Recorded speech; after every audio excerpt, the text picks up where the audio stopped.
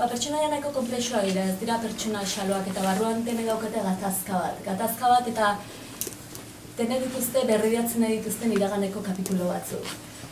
Eta lehen nahi bezala hor ateratzen dira, denei ateratzen zaizkie sentimentu komunean dituzten sentimentu batzuk. Naiz eta adin diferentzia handia dago, baina konplizidade handia dago beraien artean. Eta kontraste horrekin jokatu nahi izan dut. Ze alde batetik lan asko egin dut gerrako aurren buruzko historiari buruz dokumentatzeko eta Peruk zer representatzen duen ulertzeko. Eta duela gutxi Kermen Uribek idatzi zuen azken liburuan berak ere gerrako aurren historia lantzen du, baina beste perspektiba batetik, hartzailearen perspektibatik. Eta atentzioa eman zidan eta berari komentatu nion, berak jartzen zuen gustatzen zitzaizkiola arrastua uzten duten heroiak. Eta ez benetako heroi perfektuak, benetan hauskorrak eta zaurgarriak diren heroiek. Eta hain zuzen hori da Peru niretzat.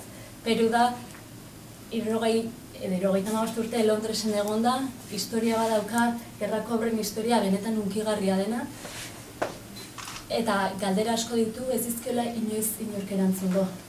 Peru ezagutu duzu edo Peru askoren artean egin sortu duzu zure Peru? Nik Peru asko ezagutu ditut. Elkarrezkatatu ditut 10 pertsona inguru, gerrako aurrak zirela, gaur egun 80 urtetik gora dituzte. Eta orain ere, 75 urteren ostean, oso presente nabaritzen nuen bazegoela arrasto bat oraindik historia horrek utzi diena beraien bizitzan. Eta niretzat garrantzitsua zen arrasto hori islatu ahal izate historia honetan.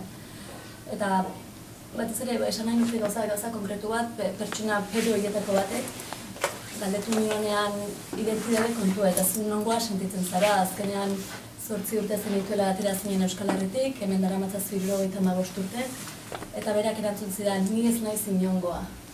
Eta horrek indarra asko dauka.